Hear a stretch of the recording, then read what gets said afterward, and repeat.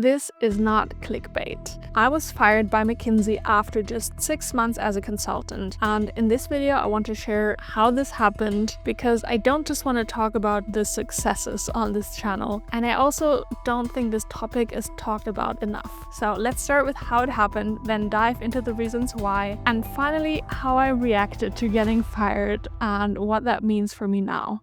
In February this year, I started working for McKinsey as an operations specialist, which is basically a management consultant who is specialized in optimizing business processes. I got this job for a large part because of my experience as an engineer in the battery industry, which is a fast-growing industry, and so there are a lot of clients who want consulting in that industry. So I was under the impression that I was needed by the firm and that I would work primarily within the battery industry. That didn't happen. I had a large automotive project for the first 3 months. Then I had 2 shorter projects in the pharmaceutical industry, and then I spent a lot of time what is called on the beach, which means that you don't have a project, there's no client paying for you, so you support the firm internally in some way. Now, the way most consulting firms work is that you're expected to network within the company and find your own projects. So you're basically constantly applying for projects to take you on. You don't have a manager who assigns you work, you should find your own work. It's basically a big marketplace within a consulting firm. But I was told that this wasn't expected of me in the beginning. For the first 6 to 12 months, I would get a lot of support in finding projects since I obviously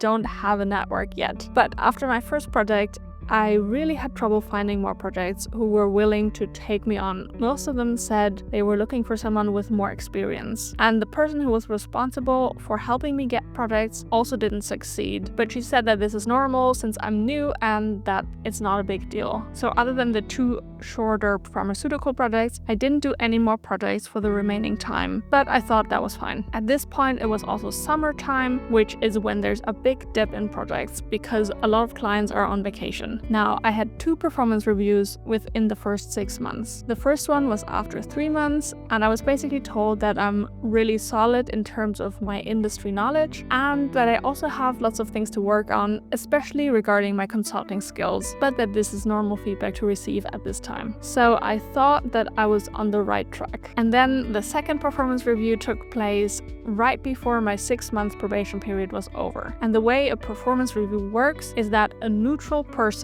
you haven't worked with talks to everyone that you have worked with, and then they present that feedback to a committee of people who have never met you. And then that committee decides how they would rate your performance and whether you get to stay. So I knew that this was going on, but I didn't know exactly on what day that would take place or when I would find out. And I also got the impression that this was more of a formality, nothing to worry about. Until it was Friday afternoon and I suddenly got this urgent meeting invite by the person who had presented my case to the committee, whom I had talked to once before, plus a random person from HR who I had never met. That's when I knew, because what's urgent about a performance review unless it has consequences? So I basically had 1 hour to worry about that, and I also asked some people for advice. I said, I think I'm about to get fired. What do I do? And I got the advice to ask a lot of questions to really understand the reasons. So the meeting finally started and they got to the point within probably the first 30 seconds. They said, unfortunately, we've decided not to extend your contract past the probation period. You're released from work, effective immediately, and will get paid for,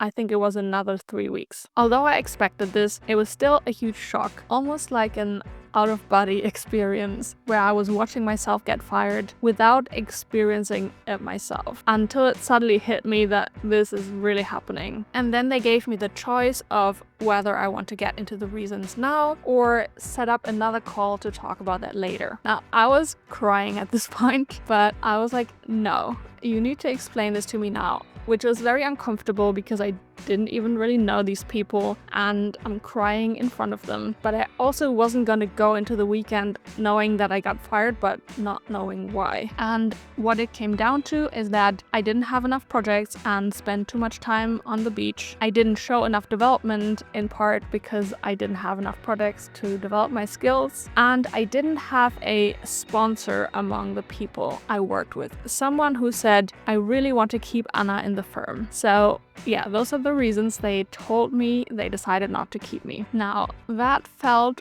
awful to hear, but I also was not satisfied with the reasons they gave me because it sort of came out of nowhere and I didn't really know what I could have done differently. Not because I think I did everything perfectly. I know there were things I was doing poorly, but I didn't get a lot of constructive feedback and especially no one showing me how to improve. But I was also more in a surviving instead of thriving state. I was busy trying to survive the lack of sleep, high workload, and insane levels of socializing as an introvert. I physically could not do more to also take PowerPoint and Excel courses on the weekends or volunteer to do extra work to show initiative. I was at my limit, and maybe that makes me a bad consultant, but I just don't believe that. Yes, I didn't fit in at McKinsey. I agree with them on that. I just don't think that it says something negative about me. Yeah, let's leave it at that and talk about what happened next. I went through a wild mix of emotions, and I'm embarrassed to say this, but it was almost the same level as like a bad breakup, even though it was just a job. But this is something I've been working on for years. Since I can remember, I have always tied my self-worth to my external achievements, especially my academic achievements, and then at some point that became focused on my job. Now, it has improved a lot through